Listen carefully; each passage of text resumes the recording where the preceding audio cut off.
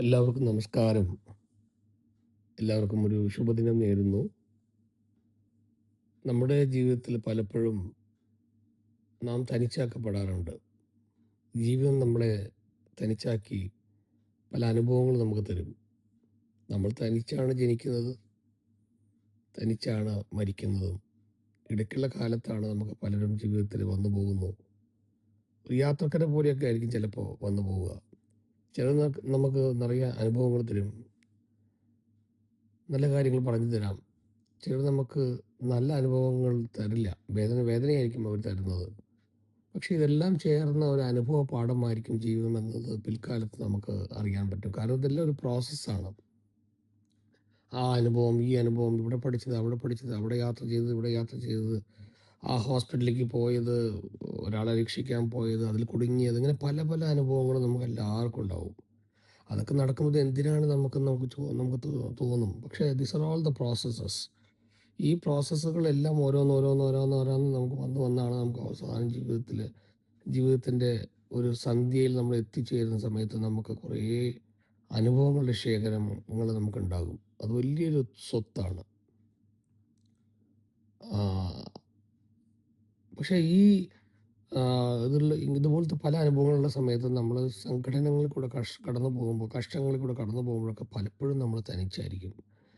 പക്ഷെ അന്ന് നമ്മൾ തനിച്ചല്ല. നമ്മുടെ കൂടെ പ്രപഞ്ചശക്തി, ദൈവം, ഏതോ ഒരു അദൃശ്യമായ ഒരു ശക്തി ആ സമയത്ത് നമ്മളെ രക്ഷിക്കും. നമ്മൾ തനിച്ചായിരിക്കില്ല.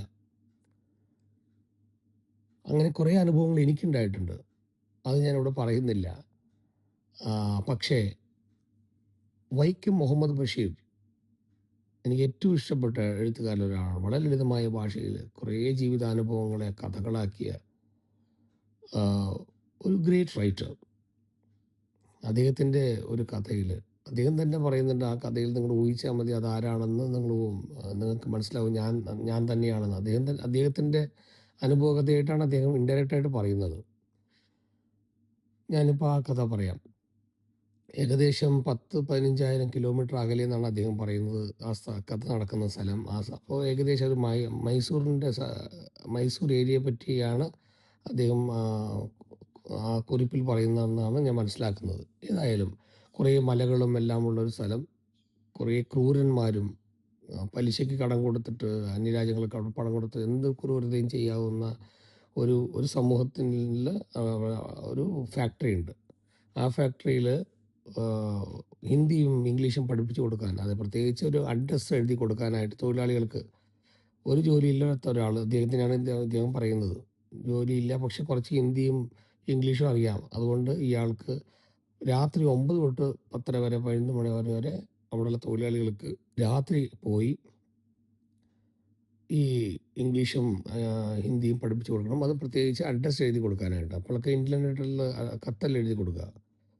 ഇദ്ദേഹത്തിന് വളരെ കുറഞ്ഞ ശമ്പളം അവർ കിട്ടുന്നുള്ളൂ. അപ്പോൾ അദ്ദേഹം എന്ത് ചെയ്യുന്നു വെച്ചാൽ, കാലത്ത് നേരത്തെ എണീക്കില്ല.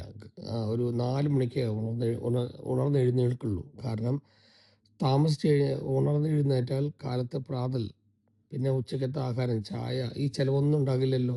4 മണിക്ക് എണീക്കുക, നിത്യവൃത്തി കർമ്മങ്ങൾ ചെയ്യുക, നേരെ ഒരു ഹോട്ടലിലേക്ക് പോവുക, അല്ലെങ്കിൽ ആഹാരം കഴിക്കുക, അവിടെ നിന്ന് ജോലിക്ക് പോകുക. അങ്ങനെയാണ് അദ്ദേഹത്തിന്. അപ്പോൾ തണുപ്പായതുകൊണ്ട് ഒരു കോട്ടുണ്ട്.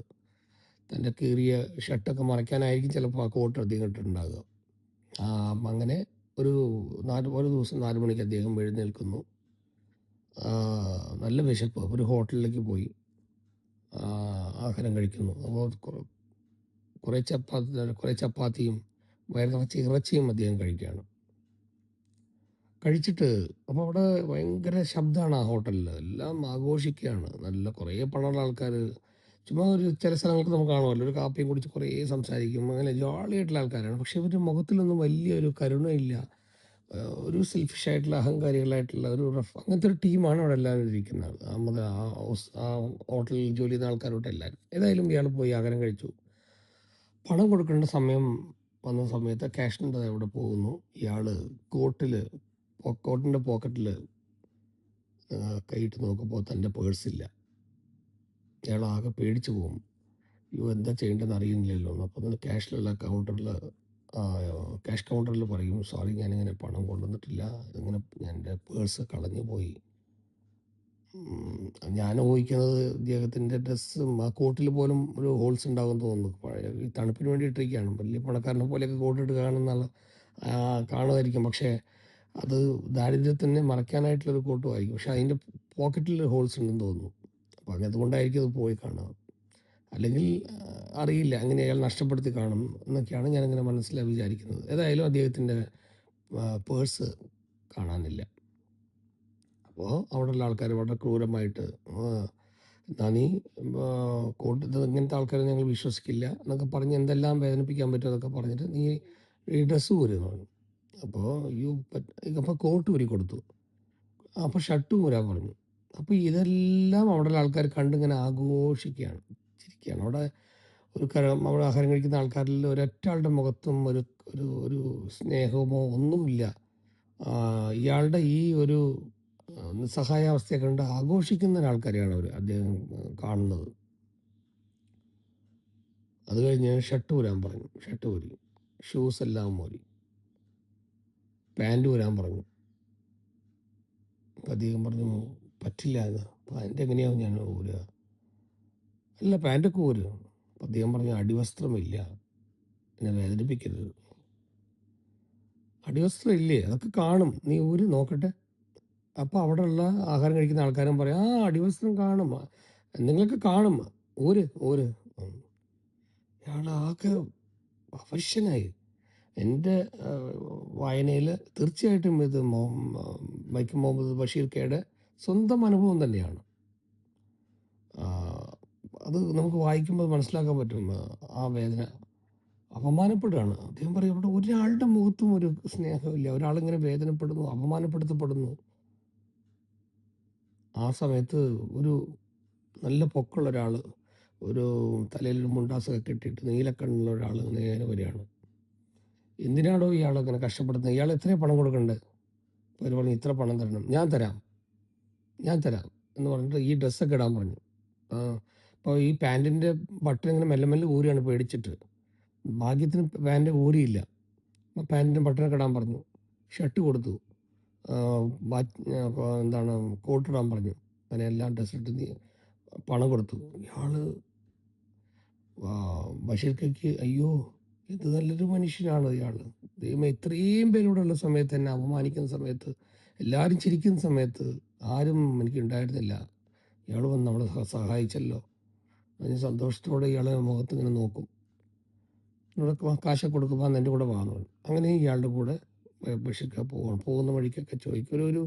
അങ്ങനെ സംസാരിച്ച് പോവാണ്. ഒരു പാലത്തിൻ്റെ അവിടെ എത്തിയിട്ട് ബഷീർക്കയോട് ഇയാൾ ചോദിക്കും ആരാണ് നീ? ഇയാൾ പേര്, നാട്ടിലെ കാര്യങ്ങൾ എല്ലാം, പേര്, അഡ്രസ്സ് എല്ലാം പറയും, എന്തൊക്കെയാണ് നടന്നതെന്നെല്ലാം പറയും. അപ്പോൾ ഇയാളോട് പേര് ചോദിക്കും. നിങ്ങളുടെ പേരെന്താണെന്ന് ബഷീർക്ക ചോദിക്കുമ്പോൾ അയാൾ പറയും എൻ്റെ പേരും ഒന്നും എനിക്കില്ല, പേരുമില്ല, ഒന്നുമില്ല. അങ്ങനെയാണോ? എങ്കിൽ ഞാൻ നിങ്ങളെ ദയ അല്ലെങ്കിൽ കരുണ എന്ന് നിങ്ങളുടെ പേര് ഞാൻ വിളിക്കും. അത് കഴിഞ്ഞ് ഈ സംസാരിക്കുന്ന ഇടയ്ക്ക് തന്നെ ഈ പൊക്കം കൂടിയ ഇയാളെ രക്ഷിച്ച ആൾ തൻ്റെ പോക്കറ്റിൽ 4-5 പേഴ്സുകൾ എടുത്ത് കാണിക്കും. ഇതിലേതാ നിൻ്റെ പേഴ്സ്? അപ്പോൾ ഇയാൾ പറയും ഇതാണ് എൻ്റെ പേഴ്സ്, തുറന്ന് നോക്കാം, നീ വെച്ചിരുന്ന പണം ഉണ്ടോ? തുറന്ന് നോക്കിയിട്ട് അതെ എൻ്റെ പണം ഉണ്ട്, എടുത്തോ, തിരിഞ്ഞു നോക്കാതെ പോയിക്കോ. തിരിച്ചും ചോദിക്കും നിങ്ങളുടെ പേരെന്താണ്? അയാൾ പറയും എനിക്ക് പേരും നാടും ഒന്നുമില്ല, ഈ സംഭവം ആരോടും പറയണ്ട, നീ നേരെ പോയിക്കോളൂ. ഇപ്പോൾ വീണ്ടും അയാൾ പറയും നിങ്ങളുടെ പേര് ദയ അല്ലെങ്കിൽ കരുണ എന്നാണെന്ന്. കഥ ഇവിടെ തീരുന്നു സുഹൃത്തുക്കളെ. നമ്മളെല്ലാവരും പറയുന്നു കുറേ സ്വന്തം ബന്ധങ്ങളുണ്ട്, സുഹൃത്തുക്കളുണ്ട്, നമ്മൾ വലിയ ആളാണ്. വലിയ വലിയ അധികാരത്തിലുള്ള ആൾക്കാർക്കൊക്കെ അവർ പിറന്നാളിനല്ല എത്ര ലക്ഷം പേരുകളാണ് വരുന്നതെന്നൊക്കെ നമുക്ക് പേപ്പറിലൊക്കെ കാണാം. പക്ഷെ അവരൊക്കെ അധികാരമില്ലാത്ത സമയത്ത് അല്ലെങ്കിൽ ആരോഗ്യമില്ലാത്ത സമയത്ത്, അവരെന്തെങ്കിലും ചെറിയൊരു തെറ്റിൽ കുടുങ്ങിപ്പോയ സമയത്ത് അവരൊക്കെ തനിച്ചാക്കപ്പെടും. അത് വളരെ ചെറിയ ചെറിയ സംഭവങ്ങൾ പോലും, വീട്ടിൽ പോലും ചിലപ്പോൾ ചെറിയൊരു സംഭവങ്ങളിൽ തെറ്റ് ചെയ്യാത്തൊരു സിറ്റുവേഷനിൽ അവരുടെ ആ നിഷ്കളങ്കത പ്രൂവ് ചെയ്ത് വരെ കുടുംബക്കാരെല്ലാം അവരെ തെറ്റായിട്ട് കാണും, അല്ലെ അവളെ തെറ്റായിട്ട് കാണും. അതിനുശേഷം മനസ്സിലാക്കുമ്പോൾ അയ്യോ സോറി എന്നൊക്കെ പറയാം. പക്ഷെ ആ അവസ്ഥ കൂടെ കടന്നു പോകുന്ന സമയത്ത് ഒരു തെറ്റും ചെയ്യാണ്ട് ഈ സമൂഹം കല്ലെറിയുന്ന സമയത്ത് അത് അനുഭവിക്കേണ്ടി വരുന്ന വേദനകളിൽ തനിച്ച് നിന്ന് ആ വേദനകളെ അനുഭവിക്കുന്ന പലർക്കും പല അനുഭവങ്ങളും കാണും. ആരും നമ്മളിവിടെ ഷെയർ ചെയ്യണ്ട. പക്ഷേ ഒരു കാര്യം അറിയാം, ആ സമയത്തൊന്നും ആരും തനിച്ചല്ല. അവരുടെ കൂടെ ദൈവമുണ്ട്. ഈ കഥയിൽ നോക്കൂ, ഇയാളുടെ പണം മോഷ്ടിച്ച ഒരാൾ, അയാളെ നമ്മളൊക്കെ എന്താണ് പറയുക? പിക്ക് പോക്കറ്റ് അടിക്കാരൻ, മോശക്കാരൻ, കള്ളൻ. പക്ഷെ അവിടെയുള്ള വലിയ സദാചാരരുണ്ടായിരുന്നല്ലോ, അത്രയും പേര്, കോടീശ്വരന്മാരും സുന്ദരന്മാരും സുന്ദരിമാരും പ്രാർത്ഥിക്കുന്നവരും ദൈവവിശ്വാസികളും ദൈവത്തെ പോലെയുള്ളവരും എത്രയോ അമ്പലങ്ങൾക്കൊക്കെ പോയിട്ട് വന്നിട്ട് അവിടെ ഇരിക്കുന്ന ആൾക്കാർ. എല്ലാം ഉണ്ട്, എല്ലാ നല്ല മനുഷ്യരുണ്ട്. പക്ഷെ ആരെങ്കിലും ആ കൂട്ടത്തിലുള്ള സദാചാരർ, നല്ല മനുഷ്യരായ നല്ലവരായ പാരമ്പര്യമായ തറവാടിൻ്റെ കഥ പറയുന്ന ആൾക്കാർ, വലിയ വീടിനുള്ള ആൾക്കാർ, കുറേ പണം ഉണ്ടെന്ന് ദിവസവും ആഡംബരമായിട്ട് പറയുന്ന ആൾക്കാർ, വെറുതെ പറയും അതാണ് ഇതാണെന്നൊക്കെ, സാധാരണക്കാരായിരിക്കും. അങ്ങനെയുള്ള അത്രയും വലിയ നല്ല മനുഷ്യരിൽ ഒരാൾക്ക് പോലും എന്തുകൊണ്ട് കരുണ വന്നില്ല, ദയ വന്നില്ല ഈ പാവത്തിനോട്? ഒരു മനുഷ്യനെ അപമാനിക്കുകയല്ലേ? ആ അപമാനത്തിൽ ഇത് ചെയ്യരുത്, ഇത് ചെയ്ത് തെറ്റ് എന്ന് പറയാനുള്ള ഒരു മനസ്കത എന്തുകൊണ്ട് അവർക്ക് വന്നില്ല? അതാണ് സമൂഹം. ഈ ലോകത്തിൽ ഏറ്റവും ക്രൂരത ഉള്ളൊരു ഒരു ആരാന്ന് ചോദിച്ചപ്പോൾ പുനത്തിൽ കുഞ്ഞബ്ദുള്ള പറയും, ഈ ലോകത്ത് ഏറ്റവും ക്രൂരതയുള്ള സമൂഹമാണ്. നമ്മൾ എന്ത് ചെയ്താലും നമ്മളെ കല്ലെറിയും. ഒരു പ്രതീക്ഷയില്ലാണ്ട് ഒരാൾ വന്ന് നല്ലത് ചെയ്യുക, ഇയാൾ എന്തിനാണ് നല്ലത് ചെയ്യുക? അയാൾ പണത്തിന് വേണ്ടിയാണോ ചെയ്യുന്നത്? അല്ലെങ്കിൽ പ്രശംസയ്ക്ക് വേണ്ടി? അയാൾ പാവം 100 പേർക്ക് ആഹാരം കൊടുത്തതാണ്. അപ്പോൾ അങ്ങനെയൊക്കെയാണ് ഈ സമൂഹം. അതിൽ പെട്ടുപോകുന്ന ഓരോ മനുഷ്യരെയും ഈ സമൂഹം വല്ലാതെ ക്രൂരത ചെയ്യും. ഈ സമൂഹം ഒരാൾ തനിച്ചെങ്കിലും ചിലപ്പോൾ അയാൾക്ക് ദയ വരാം. കൂട്ടമായിരിക്കുന്ന സമയത്ത് അവർക്കൊന്നും ബുദ്ധിയില്ലേ എന്ന് എനിക്ക് തോന്നാറുണ്ട് പല സന്ദർഭങ്ങളിലും. എത്രയോ സംഭവങ്ങൾ നമ്മുടെ ലോകത്ത് നടന്നിട്ടുണ്ട്. ചരിത്രത്തിൽ നിങ്ങൾ അന്വേഷിക്കുമ്പോൾ നോക്കാം. പലപ്പോഴും തനിച്ചാക്കപ്പെടുന്ന മനുഷ്യനെ കല്ലെറിഞ്ഞ് കൊല്ലുകയാണ് ചെയ്യുന്നത്. അത് എത്ര വലിയൊരു ദ്രോഹമാണ്. ഇവിടെ നോക്കൂ, ഒരാൾക്കും തോന്നിയിട്ടില്ല. പക്ഷേ ആ പിക്ക് പോക്കറ്റടിക്കാരൻ, അയാൾക്ക് ഈ മഹാപാപത്തിൻ്റെ കാശ് നമ്മൾ എടുത്തല്ലോ, പേഴ്സ് നമ്മൾ അടിച്ചല്ലോ എന്ന് പറഞ്ഞ് തിരിച്ചു കൊണ്ടുപോയി അയാൾക്ക് ആ പണം കൊടുത്തിട്ട്, ആ പേഴ്സിലുള്ള പണവും അവിടെ കൊടുത്തിട്ട്, ആക്ച്വലി അന്ന് ഫുഡിൻ്റെ കാശ് ഇയാളാണ് കൊടുത്തത്, പൊക്കം കൂടിയ ആൾ. ഈ പേഴ്സിൽ നിന്ന് എടുത്തിട്ടില്ല. എന്നിട്ട് ഈ പേഴ്സിലുള്ള പണം അങ്ങനെയും കൊടുത്തു. അപ്പം അന്നത്തെ ആഹാരത്തിന് പണം കൊടുത്തത് ഈ പിക്ക് പോക്കറ്റ് അടിക്കാരനായ നമ്മളൊക്കെ കള്ളനും ദ്രോഹി എന്നൊക്കെ വിളിക്കുന്ന ആൾക്കാരായിരിക്കും. തമിഴിൽ കുറേ കള്ളന്മാരുടെ കഥകളുണ്ട്. നമ്മളതൊക്കെ വായിക്കുമ്പോൾ നമുക്ക് കള്ളന്മാരെ നമ്മൾക്ക് പേടിയും, അവരെ അടിക്കണം കൊല്ലണം എന്നൊക്കെ നമുക്ക് തോന്നും പണ്ടൊക്കെ. എന്തോരം കഥകളാണ്. ഒരു എന്താ പറയുക, ഭാര്യയ്ക്ക് ഹോസ്പിറ്റലിന് വഴിയില്ല, പണം കൊടുക്കാനായിട്ട്, അല്ലെങ്കിൽ അമ്മയ്ക്ക് ട്രീറ്റ്മെൻറ്റ് വഴിയില്ലാണ്ടായിട്ട് ഒരു 50 രൂപ കളവ് ചെയ്യാൻ പോകുന്നു. ഇതിനൊക്കെ അവരെയൊക്കെ അടിച്ച് കൊല്ലാൻ ശ്രമിക്കുന്നത് സമൂഹം. കുറച്ച് കൊല്ലങ്ങൾക്ക് മുമ്പ് കേരളത്തിൽ ഭയങ്കര മഴയൊക്കെ വരുന്നതിന് പ്രളയമൊക്കെ വരുന്നതിന് മുമ്പ് ഞാൻ വായിച്ചു, ഒരു മധു എന്ന് പറഞ്ഞൊരു പാവപ്പെട്ട വളരെ ക്ഷീണിച്ച ഒരുത്തൻ, ഒരു ചെറിയ കുഞ്ഞ്, ഒരു കുട്ടി, അവൻ കുടുംബത്തിൻ്റെ വിശപ്പിന് വേണ്ടി കുറച്ച് അരി കളവ് ചെയ്തു. അവനെ അടിച്ച് കൊന്നില്ലേ കേരളത്തിൽ? അടിച്ച് കൊല്ലുക, വിശന്ന് വന്നവനാ. അയ്യോ, എൻ്റെ അമ്മമ്മയൊക്കെ പറയും, എൻ്റെ അമ്മമ്മ എല്ലാവരും തമ്പുരാട്ടി എന്ന് വിളിക്കുക. ഇവിടെ ആരെങ്കിലും എന്താണ് പട്ടിണി കിടക്കുന്നുണ്ടോ, ആർക്കെങ്കിലും ആഹാരം വേണമെന്നൊക്കെ ചോദിക്കുന്നു എൻ്റെ അമ്മമ്മയുടെ അമ്മയൊക്കെ. പിന്നെ അത് സാഹിത്യത്തിലും വന്നു, കുറേ കഥകളിലൊക്കെ അങ്ങനെ വന്നിട്ടുണ്ട്. എന്താ പറയുക അതിന്, അന്നമില്ലാതെ രാത്രി, എന്താണ് രാപ്പട്ടിണിയോ അങ്ങനെ, രാത്രി വിശന്ന് കഷ്ടപ്പെടുന്നവർ ആരെങ്കിലും ഉണ്ടോ എന്ന് ചോദിച്ചിട്ട്, അങ്ങനെ ശബ്ദം കേട്ടാൽ കാത്തിരിക്കുന്ന ആൾക്കാരുണ്ടായിരുന്നു അന്ന്. അവർക്കൊക്കെ ആഹാരം കൊടുത്തിട്ട്, ചിലപ്പോൾ അമ്മമ്മയുടെ അമ്മയും അമ്മമ്മയും ഒന്നും കഴിക്കില്ല എന്ന്, ചിലപ്പോൾ കുറേ പേരുണ്ടാവും. തമ്പുരാട്ടി എനിക്കും വിശപ്പെന്ന് പറഞ്ഞ് 2-3 വരുമ്പോൾ എല്ലാവർക്കും കൂടെ അവർ എക്സ്ട്രാ കുക്ക് ചെയ്യും. അങ്ങനെയൊക്കെ എല്ലാവർക്കും ആഹാരം കൊടുത്ത ഒരു സമൂഹമാണ് നമ്മുടെ കേരളം. ഇന്ന് നോക്കൂ, ശബരിമലയ്ക്ക് പോകുന്ന ആൾക്കാരൊക്കെ എല്ലാവർക്കും കുറേ പേർക്ക് ആഹാരം കൊടുത്തിട്ടല്ലേ പോകുന്നത്. അപ്പോൾ അന്നദാനത്തിന് അത്ര വലിയ പ്രസക്തി കൊടുക്കുന്ന ഒരു സമൂഹമാണ് നമ്മളാണ് ഇതൊക്കെ ചെയ്യുന്നത്. ഒരു നേരത്തെ ആഹാരത്തിന് വേണ്ടി ചോദിച്ചാൽ മധു എന്ന് പറഞ്ഞ കുട്ടി അടിച്ച് കൊന്നു. അടുത്ത കാലത്ത് എന്തോ വിധി വന്നു, അവരെയൊക്കെ അടിച്ച ആൾക്കാരൊക്കെ ഉള്ളിലിട്ടെന്നൊക്കെ പറയുന്നുണ്ട്. എൻ്റെ ഒരു സ്നേഹിതൻ ഫേസ്ബുക്കിൽ എഴുതി, അത് ഇഷ്ടപ്പെട്ടില്ല. അങ്ങനെയൊക്കെ ചെയ്തുകൊണ്ടാണ് കേരളത്തിൽ ഇത്ര മഴ വന്നതെന്നൊക്കെ പറഞ്ഞു. ഞാൻ പറഞ്ഞു അങ്ങനെയൊന്നും എഴുതരുതെന്ന് ഞാൻ അവനോട് പറഞ്ഞു. പിന്നെ അത് ഡിലീറ്റ് ചെയ്തതാണ്. അതേപോലെ ശബരിമലയ്ക്ക് എന്തിനാണ്, എത്രയോ അമ്പലങ്ങളുണ്ടല്ലോ, ശബരിമലയ്ക്ക് സ്ത്രീകൾ പോയി തന്നെ ആകണം പറഞ്ഞാൽ എന്തിനാണ് നിർബന്ധപ്പെടുന്നത്? ചില ആചാരങ്ങൾക്ക് നമുക്ക് എന്തുകൊണ്ട് ബഹുമാനിച്ചുകൂടാ? അങ്ങനെയൊക്കെ പ്രകൃതിക്ക് വിരോധമായിട്ടൊക്കെ ചിലർ ചെയ്യുമ്പോൾ അപ്പോഴും ഞാൻ പറഞ്ഞത് തെറ്റാണ്. ഒരു ഒരു ഒരു പക്ഷത്തിൽ നോക്കുമ്പോൾ എന്തുകൊണ്ട് സ്ത്രീകൾ പോയിക്കൂടാ? അമ്പലമല്ല. അല്ല സുരേഷ്, ഇതിപ്പം മലകളാണ്, പുരുഷന്മാർ മാത്രമുള്ള ഒരു ഏരിയയാണ്, അങ്ങ് സേഫ്റ്റിക്ക് വേണ്ടിയാ ആ കാലത്ത് പറഞ്ഞിരിക്കുകയെന്നൊക്കെ. അത് പോട്ടെ, ശബരിമലയുടെ കാര്യങ്ങളൊക്കെ നിയമം നോക്കട്ടെ. ഞാനതിനെ പറ്റി പറയുന്നില്ല. പക്ഷേ ബിഷപ്പോട് ഒരാൾ വരുമ്പോൾ കളവ് ചെയ്യട്ടെന്നേ, കുറച്ച് കട്ടിട്ട് പോട്ടെ. എൻ്റെ ഫ്രണ്ട് ഒരു തിരുവണ്ണാമലയിൽ ഒരു വായനശാല വെച്ചിട്ടുണ്ട്. അവിടെ കുറച്ച് പേര് പണമില്ലാത്ത കുട്ടികൾ, അവർക്ക് CCTVയിൽ കാണുന്നു ഈ ബുക്കുകൾ കളവ് ചെയ്തിട്ട് പോകും. അവർക്ക് പോട്ടെ, കളവ് ചെയ്യട്ടെന്നാണ് അവർ അനുവദിക്കുന്നത്. പക്ഷേ 90% ആൾക്കാരും ജോലിയൊക്കെ കിട്ടിയിട്ട് സമ്പാദിച്ചിട്ട് എന്തെങ്കിലും വന്നിട്ട് കുറേ പണം തന്നിട്ട് പോകുന്നത്. എന്താ ചോദിച്ചാൽ, അക്കാലത്ത് കുറേ പുസ്തകം ഞാൻ കളവ് ചെയ്തു, ഇന്ന് ഞാൻ നല്ലൊരു എഴുത്തുകാരനൊക്കെ ആയി, അല്ലെങ്കിൽ ഞാൻ IAS ഓഫീസറായി എന്ന് പറഞ്ഞിട്ട് അവിടുത്തെ ഒരു ഒരു ബോക്സിൽ പണം ഇട്ടിട്ട് പോകുന്നു. അപ്പോൾ വിശപ്പ് ഉണ്ടെങ്കിൽ കൊടുക്കാലോ. എൻ്റെ അമ്മ പറയും, കഴിക്കട്ടെ മോനെ, എത്ര എത്ര കഴിക്കാൻ പറ്റും ഒരാൾ? നല്ലോണം കഴിക്കട്ടെ. ആ, ആഹാരം കൊടുക്കൂ, നല്ലപോലെ ആഹാരം കൊടുക്കൂ. അത് മാത്രമല്ല മതി എന്ന് പറയുള്ളൂ എന്നൊക്കെ പറയും. അങ്ങനെയൊക്കെയുള്ള സമൂഹത്തിൽ ജനിച്ച് നമ്മൾ കേരളത്തിൽ ഇങ്ങനെ മധു എന്ന് പറഞ്ഞ പാവത്തിനെ കൊന്നത്, ഞാൻ എപ്പോഴും അതൊക്കെ ഞാൻ വായിച്ചിട്ട്, ഫേസ്ബുക്കിലൊക്കെ വായിച്ചിട്ട് അതിനെപ്പറ്റി കുറേ പേര് എഴുതുമ്പോൾ ഞാൻ പൊട്ടിക്കരഞ്ഞിട്ടുണ്ട്, കണ്ണുനീരില്ലാണ്ട്. ഓഫീസിൽ നിന്ന് വായിക്കുമ്പോൾ, അല്ലെങ്കിൽ ഞാൻ ട്രാവൽ ചെയ്യുന്ന സമയത്തൊക്കെ ഇതിനെപ്പറ്റി വായിക്കുമ്പോൾ, അത് പെട്ടെന്ന് ഈ കഥ പറയുമ്പോൾ ഞാനത് പറയേണ്ടി വന്നു. അവൻ തനിച്ചല്ല വന്നേ, തനിച്ച് വന്ന് അവനെ അങ്ങനെ ചെയ്യാമോ? അപ്പോൾ ഈ മനുഷ്യ സമൂഹം പ്രത്യേകിച്ച് എന്താ പറയുക, തെറ്റ് ചെയ്യാത്ത ആൾക്കാരോടാണ് അധികവും ക്രൂരത ചെയ്യുന്നത്. അന്ന് അയാൾക്ക് വിശന്നു, ഈ കഥയിൽ വരുന്ന ആൾ വിശക്കുന്നു, അയാൾക്ക് ആഹാരം കഴിച്ചു, അയാളുടെ അടുത്ത് പണം ഉണ്ടെന്ന് വിചാരിച്ചിട്ട് പാവം കഴിച്ചത്, അയാൾ പറ്റിക്കണമെന്ന് പോലും അല്ല. പക്ഷെ അവിടെയുള്ള ഒരു ഒറ്റ നല്ല മനുഷ്യരും ഭക്തന്മാരും, ഇതിനു മുമ്പ് പറഞ്ഞ പട്ടിക പോലുള്ള ആൾക്കാർ പോലും അവരൊന്നും സഹായിക്കാൻ വന്നില്ലല്ലോ. അപ്പോൾ നമ്മളെങ്ങനെയാണ് സമൂഹത്തിലേക്ക് കുറ്റകൃത്യം ചെയ്യുന്ന ആൾക്കാരെന്നൊക്കെ പറഞ്ഞ് നമ്മൾ അവരെയൊക്കെ ഒതുക്കുന്ന? അവരിലുള്ള കരുണയെ പറ്റി നമ്മളൊന്നും ആരും പറയുന്നില്ല. അത് പറയുന്നതാണ് സാഹിത്യം. അവിടെയാണ് വൈക്കം മുഹമ്മദ് ബഷീർ എന്ന് പറഞ്ഞ എഴുത്തിൻ്റെ ഉസ്താദ്, കഥകളുടെ രാജാവ് എന്നൊക്കെ അറിയപ്പെടുന്ന അദ്ദേഹം അങ്ങനെയുള്ള മോശമായ മനുഷ്യരുടെ മനസ്സിലുള്ള ആ നന്മയെ, ആ സ്നേഹത്തെ, ആ കരുണയെ അവർ അദ്ദേഹം റെക്കോർഡ് ചെയ്തിട്ട് അദ്ദേഹം മരിച്ചുപോയി. ഇന്നും വൈക്കം മുഹമ്മദ് ബഷീറിനെ പറ്റി നമ്മൾ പറയുമ്പോൾ ഇതുപോലുള്ള മൂല്യങ്ങളെ പറ്റി നമ്മൾ ചിന്തിക്കേണ്ടി വരുന്നു. അതുകൊണ്ടാണ് ഇപ്പോഴും സാഹിത്യകാരൻ ഈ എല്ലാ ലോകത്തിലെവിടെയും ഒരു പ്രൈം മിനിസ്റ്ററിനും ഒരു എത്ര വലിയ അധികാരത്തിലുള്ള IAS അധികാരിക്കൊക്കെ മേലെയാണ് ഒരു എഴുത്തുകാരൻ.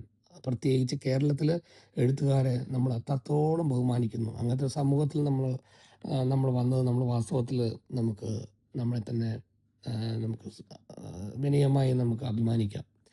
ഇനി ഒരു ചെറിയൊരു കാര്യം കൂടി ഞാൻ പറഞ്ഞ് ഇതേ സംബന്ധപ്പെട്ട ഒരു കഥ ഞാൻ പറയാം. അത് നടന്നൊരു കഥയാണ്. എൻ്റെ കൂടെ കുറച്ച് കൊല്ലങ്ങൾക്ക് മുമ്പ് വളരെ കുറച്ച് ശമ്പളത്തിൽ ജോലി ചെയ്ത ഒരാൾ എൻ്റെ അസിസ്റ്റൻ്റ് ആയിരുന്നു. എനിക്ക് എൻ്റെ എൻ്റെ കൂടെ ജോലി ചെയ്യാൻ കുറച്ച് കഷ്ടമാണ്. വളരെ വേഗതയോടുകൂടി രാത്രിയും പകലൊക്കെ ഞാൻ ജോലി ചെയ്യുന്ന ആളാണ്. എനിക്ക് വർക്കഹോളിക്കാണ്. അപ്പോൾ ഞാൻ വേഗം വേഗം ചെയ്യും, എന്നെ കൂടുതൽ ആൾക്കാരും ചെയ്യണമെന്ന് പറഞ്ഞപ്പോൾ അവന് എൻ്റെ കൂടെ സ്പീഡിൽ വർക്ക് ചെയ്യാനായിട്ടുള്ള കഴിവുണ്ട്. അങ്ങനെ കുറച്ച് കാലങ്ങൾക്ക് ശേഷം അവൻ ഒരു 2 കൊല്ലം 3 കൊല്ലം ജോലി ചെയ്ത് അവൻ പോയി. കുറച്ച് കാലങ്ങൾക്ക് ശേഷം ഞാൻ അവനെ വലിയൊരു സ്ഥലത്ത് അവനെ കണ്ടപ്പോൾ അവൻ്റെ ജീവിതത്തിലേക്ക് മാറിയിരുന്നു. അപ്പോൾ ഞാൻ പറഞ്ഞു, എന്താ നിൻ്റെ വിശേഷം എന്നൊക്കെ പറഞ്ഞപ്പോൾ, അങ്ങനെ സംസാരിച്ചിരിക്കുന്ന സമയത്ത് അവൻ പറഞ്ഞു, എൻ്റെ പിതാവ് ചെയ്ത പുണ്യങ്ങളാണ് സാർ ഞങ്ങളിന്ന് നന്നായിരിക്കുന്നത്. പിന്നെ സാറിൻ്റെ കൂടെ ജോലി ചെയ്യുമ്പോൾ സാറിൻ്റെ ഓഫീസിലുള്ള എല്ലാ ആൾക്കാർക്ക് കുറേ കാര്യങ്ങൾ പഠിപ്പിച്ചു തന്നു. അതൊക്കെ എൻ്റെ ജീവിതത്തിൽ കൊണ്ടുവന്നു, നന്നായിരിക്കുന്നു എന്നൊക്കെ പറഞ്ഞു. അങ്ങനെ സംസാരിക്കുന്ന സമയത്ത് അവൻ്റെ പിതാവിനെ പറ്റി പറഞ്ഞു. എന്താണ് നീ പറഞ്ഞ അച്ഛനെ പറ്റിയൊക്കെ പറഞ്ഞിരുന്നല്ലോ, എന്താണ് അച്ഛനെ പറ്റി ഒന്ന് പറയൂ? ഒരു കാര്യം ഒന്ന് പറയാൻ സാർ, അച്ഛന് കള്ള് ഷോപ്പായിരുന്നു സാർ. തേക്കടിയുടെ അവിടെ ഞങ്ങളുടെ ഒരു കള്ള് ഷാപ്പായിരുന്നു, അവിടെ ഞങ്ങളുടെ വീടുണ്ടായിരുന്നത്. അവിടെ ഒരു വലിയ റൗഡി ഉണ്ടായിരുന്നു സാർ. ആ റൗഡീനെ, അയാൾക്ക് വയസ്സായ സമയത്ത് അയാളെല്ലാം ആരോഗ്യമുള്ള സമയത്തൊക്കെ എല്ലാവരെയും അടിക്കും, പണം പറിക്കും, അങ്ങനെയൊക്കെയാണ്. അയാൾ പിന്നെ ക്ഷീണിതനായ സമയത്ത് ചെറിയ പിള്ളേർ പോലെ അടിച്ചിട്ട് പോകും, ആരും ചോദിക്കാനുണ്ടാവില്ല. ഒരു ദിവസം 4-5 പേര് നിന്ന് ഇയാളെ അടിക്കുകയാണ്. അപ്പോൾ എൻ്റെ അച്ഛൻ പോയിട്ട് പറഞ്ഞു, എടാ അവനെ അടിക്കല്ലടാ, നിങ്ങളടിക്കുന്ന ഓരോ അടിയും അവൻ്റെ കൂടെ, ആരും ഇല്ലാത്തവൻ്റെ കൂടെ ദൈവം ഉണ്ടാകും. അവനടിക്കുന്നതൊക്കെ നിങ്ങളുടെ അടിയും നിങ്ങളുടെ കല്ലേറൊക്കെ ആ ദൈവത്തിന് മേലെയാണ് കൊള്ളുന്നത്. ആ മഹാഭാവത്തിന് ഒന്നും ചെയ്യല്ലേ പറഞ്ഞ് ഓടിപ്പോയി അവരെയൊക്കെ അകറ്റിയിട്ട് ഈ റൗഡിയെ കള്ള് ഷാപ്പിൽ കൊണ്ടുവന്ന് കുളിക്കാൻ പറഞ്ഞ് ഒരു 2 ഗ്ലാസ് കള്ളും കൊടുത്തിട്ട് ഉറങ്ങാൻ പറഞ്ഞു. അയാൾ ഉറങ്ങി എണീറ്റപ്പോൾ ഒരു പുതിയ മനുഷ്യനായിരുന്നു. അതിനുശേഷം വിശക്കുന്നു പറഞ്ഞു. അപ്പോൾ നല്ലപോലെ വയറ് നിറയെ ആഹാരം കൊടുത്തു. പറഞ്ഞു, ഇനി ഞാൻ എവിടേക്കാണ് പോവുക?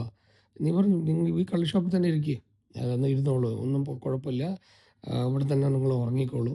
ആ, നിങ്ങൾ ഇടയ്ക്കിടെ കള്ള് കുടിക്കുന്ന ആളല്ല, കള്ള് കുടിച്ചോളൂ. എന്തെങ്കിലും നിങ്ങൾക്ക് ഇവിടെ എന്തെങ്കിലും ജോലി ചെയ്യാൻ പറ്റുകയാണെങ്കിൽ ചെയ്യുക, അല്ലെങ്കിൽ ഇവിടെ നിങ്ങൾ ക്യാഷ് ബോക്സിൽ ഇരുന്നോളൂ, എൻ്റെ ഡ്രസ്സൊക്കെ കൊണ്ട് തരാമെന്ന് പറഞ്ഞു. അപ്പോഴേക്കും മക്കളോട് പറഞ്ഞിട്ട് കുറേ ഡ്രസ്സുകൾ, ഇയാളുടെ മുണ്ട്, ഷർട്ടുകളെല്ലാം കൊണ്ടുവന്ന്, തോർത്തുമുണ്ട്, അപ്പോൾ ഇയാൾക്ക് വേണ്ടതെല്ലാം അതിന് പിന്നിൽ ഒരു റൂം പോലെ ഉണ്ടായിരുന്നു കള്ള് ഷോപ്പിൻ്റെ, അതവിടെ നിങ്ങൾ താമസിച്ചോളൂ എന്ന് പറഞ്ഞു. ഇയാൾ ജോലിക്കാരനായിട്ടൊന്നും ട്രീറ്റ് ചെയ്തില്ല. അടുത്ത ദിവസം നോക്കിയപ്പോൾ ഇയാൾ നല്ല വെള്ള മുണ്ടും നല്ല പുതിയ ചെരുപ്പ് എല്ലാം ഇട്ട് ഷേവൊക്കെ ചെയ്ത് മിടുമിടുക്കനായിട്ട് ക്യാഷിൽ വന്നിരുന്നപ്പോൾ അലക്സിൻ്റെ അച്ഛന് ഇയാൾ ആരുമല്ല, എൻ്റെ സ്വന്തം സഹോദരനാണെന്ന് മനസ്സിൽ തോന്നിയിരുന്നു. അവിടെ അത്രയേ ഉള്ളൂ, കഥ തീരുകയാണ്. അവിടെ തനിച്ചാക്കപ്പെട്ട ഒരാളെ രക്ഷിച്ച ഈ പയ്യൻ്റെ അച്ഛൻ അവിടെ സത്യത്തിൽ ഒരു എത്ര നല്ലൊരു മനുഷ്യനാണെന്ന് ഞാൻ ആലോചിച്ച് പോകാറുണ്ട്. അതിൻ്റെ ഗുണം ഇന്ന് അവരുടെ കുടുംബം സാമ്പത്തികമായിട്ടും സന്തോഷത്തിലും എല്ലാത്തിലും ഉയർന്ന ഒരു നല്ല കുടുംബമായിട്ടാണ് അവർ ഇന്ന് ജീവിക്കുന്നത്. ഇതിൽ നിന്നുള്ള മൂല്യങ്ങളൊക്കെ നമുക്ക് മനസ്സിലാക്കാവുന്നേ ഉള്ളൂ. വലിയ വലിയ ആത്മീയ കഥകളും വലിയ വലിയ ഇതിഹാസങ്ങളിലെ പുരുഷന്മാരും എല്ലാം പറയുന്ന പാഠങ്ങളിലേക്കാളൊക്കെ വളരെ ഉയരത്തിലാണ് ഞാൻ വൈക്കം മുഹമ്മദ് ബഷീർ സാർ പറഞ്ഞ കഥ, പിന്നെ എൻ്റെ കൂടെ ജോലി ചെയ്ത എൻ്റെ അസിസ്റ്റൻ്റ് പറഞ്ഞ കഥയായി ഞാൻ കാണുന്നത്. അങ്ങനെയാണ് ഞാൻ സാഹിത്യത്തെ കാണുന്നത്. എപ്പോഴും സാഹിത്യത്തിലും ആത്മീയതയിലും രണ്ടിലും മൂല്യങ്ങളുണ്ട്. സാഹിത്യത്തിലെ മൂല്യങ്ങൾ ഇതുപോലുള്ള കഥകൾ മൂലം നമ്മളെ ഹൃദയത്തെ തൊട്ട് തൊട്ട് തൊട്ട് നമ്മളെ മനുഷ്യരാക്കിക്കൊണ്ടേയിരിക്കുകയാണ്. നമ്മളെല്ലാവരും വിചാരിക്കുന്ന മോശക്കാർ, ഭംഗിയില്ലാത്ത ആൾക്കാർ, കറുത്ത കറുത്ത ആൾക്കാർ എന്നൊക്കെ പറഞ്ഞ് എന്തൊക്കെയോ പറഞ്ഞ് നമ്മൾ ജാതിയുടെ പേരിൽ നമ്മൾ താഴ്ത്തി വയ്ക്കുന്നു. അവർ ഇന്ന ജാതിയാണ്, ഇത് ഈ ജാതിയാണെന്നൊക്കെ പറയുന്നു. ആത്മീയത പറയുന്ന എല്ലാ മനുഷ്യരിലും ദൈവമുണ്ട്, എല്ലാവരിലും ആത്മീയത ഉണ്ട്. അപ്പോൾ എന്താണ് പ്രസക്തി ജാതിക്കും നിറത്തിനും എന്താണ് ദാരിദ്ര്യത്തിനും പണമില്ലാത്തവനിലും ഭംഗിയില്ലാത്തവനൊക്കെ നമ്മളെന്താണ് നമ്മൾ വിഡ്ഢിത്തം കാണിക്കുന്നത്, അല്ലേ? എല്ലാവരിലും ദൈവം ഉണ്ടെന്ന് പറയുന്ന സമയത്ത് വളരെ മോശക്കാരെ സ്നേഹിക്കാനുള്ള ഒരു കടമയും നമുക്ക് ഈ സമൂഹത്തിലുണ്ട്. പക്ഷെ അവരോട് അടക്കണമെന്നില്ല, അവർ തെറ്റായ വഴിക്ക് പോകണമെന്നില്ല. പക്ഷെ അവരോട് ഒരു പിടി കരുണ നമുക്ക് കാണിക്കാം. എല്ലാവരും ഒരാളെ തല്ലുന്ന സമയത്ത് വേണ്ട, അവനെ തല്ലണ്ട. ഇവിടെ ഞാൻ ഒരു കാര്യം പറയട്ടെ, യേശുക്രിസ്തുവിൻ്റെ കഥ ഞാൻ കുറേകൾ നമുക്കൊക്കെ അറിയാം. അദ്ദേഹത്തെ ക്രൂശിക്കപ്പെടുന്ന സമയത്ത് 12 ശിഷ്യന്മാരുണ്ടായിരുന്നില്ല. പിന്നെ പിൽക്കാലത്തൊക്കെ സെയിൻ്റ് എന്നൊക്കെ പറഞ്ഞ് നമ്മൾ ആഘോഷിക്കുന്നുണ്ട് അവരെ. 12 ശിഷ്യന്മാരും അവിടെ ഇല്ല, എല്ലാവരും ഓടിപ്പോയി. അവിടെ ആരെങ്കിലും ഒരാൾ നിങ്ങൾ ചെയ്യുന്നത് അനീതിയാണ്, ഇത് ചെയ്യരുത്, ഇത് തെറ്റാണ്, ഈ മഹാഭാവത്തിൻ്റെ ക്രൂശിൽ കയറ്റരുത്, ദൈവപുത്രനാണ് എന്ന് പറയാനുള്ള ധൈര്യം അവിടെ ആർക്കും ഉണ്ടായിരുന്നില്ല. പക്ഷേ ചില ആൾക്കാരൊക്കെ പറയും, സുരേഷ് എപ്പോഴും സ്ത്രീകളെ പറ്റി പറയുന്നു, സ്ത്രീകളെ പുകഴ്ത്തി പറയുന്നു എന്ന്. തീർച്ചയായിട്ടും ഞാൻ പറയും, ദൈവത്തിന് ശേഷം ഞാൻ കാണുന്ന അതിശയം എൻ്റെ അമ്മയാണ്, ഞാൻ കാണുന്ന അമ്മമാരാണ്. ദൈവം ഈ സൃഷ്ടിയിൽ അത് മനുഷ്യ അമ്മമാരല്ല, മൃഗങ്ങളായാലും എല്ലാത്തിനും ജന്മം കൊടുക്കുന്ന അമ്മമാരാണ്. ദൈവത്തിന് ശേഷം ക്രിയേഷൻ ചെയ്യുന്നത് അമ്മമാരല്ലേ.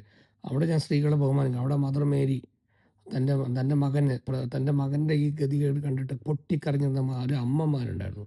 പിന്നെ ഈ ഈ യേശുക്രിസ്തു ദൈവം മനുഷ്യനായിരുന്ന സമയത്ത് സഹായിച്ച സ്നേഹിച്ച പല സ്ത്രീകളുമാരും അവിടെ പൊട്ടിക്കരഞ്ഞുകൊണ്ടിരിക്കുകയായിരുന്നു. അവിടേക്കുള്ള സ്ത്രീത്വം നോക്കുക, എത്ര ദിവ്യമാണ്. അവരെ മനസ്സിൽ പെട്ടെന്ന് ദേഷ്യപ്പെട്ടാൽ കൂടെ അടുത്ത നിമിഷം അയ്യോ മോനെ അറിയാണ്ട് പറഞ്ഞു പോയതാന്നൊക്കെ പറയാനുള്ള കരുണയൊക്കെ സ്ത്രീകൾക്കുള്ളിൽ കാണാം. അതുകൊണ്ട് ഏതൊരു കുടുംബത്തിൽ സ്ത്രീകളൊക്കെ സന്തോഷമായിരിക്കുന്നു, ആ കുടുംബം തീർച്ചയായിട്ടും നന്നായിരിക്കും എന്നൊക്കെ പറയുന്നതിൻ്റെ കാരണം അതായിരിക്കും. അപ്പോൾ ഇതാണ് നമുക്ക് മനസ്സിലാക്കേണ്ടത്. അങ്ങനെ ദൈവം മനുഷ്യനായിട്ട് ഭൂമിയിൽ വന്ന് ക്രൂശിക്കപ്പെട്ട സമയത്ത് തനിച്ചാക്കപ്പെട്ട ദൈവപുരുഷനിൽ പോലും ആരും കരുണ നിക്ഷിപ്തമാക്കിയില്ല. എല്ലാവരും ഓടിപ്പോയി. പിന്നെയല്ലേ സാധാരണ മനുഷ്യർ നമ്മൾ. അതുകൊണ്ട് ഈ സമൂഹത്തിൽ തനിച്ചാക്കപ്പെടുന്ന ഓരോ സമയങ്ങളിലും നമുക്ക് പല അനുഭവങ്ങളുണ്ടാകാം. ആ അനുഭവങ്ങൾക്ക് നമുക്കൂടെ കടന്നു പോകുമ്പോൾ, വേദന കൂടെ കടന്നു പോകുന്ന സമയത്ത് നമ്മൾ തനിച്ചില്ല. നമ്മളുടെ കൂടെ ഒരു ദിവ്യശക്തി, കോസ്മിക് എനർജി, പ്രപഞ്ചശക്തി, ദൈവം, നിങ്ങളത് എന്ത് വേണമെങ്കിൽ പേര് വിളിച്ചോളൂ, നമ്മൾ കാക്കും. നമ്മൾ ഒരിക്കലും തനിച്ചല്ല. Thank you so much. ഇന്നത്തെ ദിവസം നല്ലൊരു ശുഭദിനമായിരിക്കട്ടെ എന്ന് ഞാൻ ആശംസിക്കുന്നു. Thank you so much. നമസ്കാരം.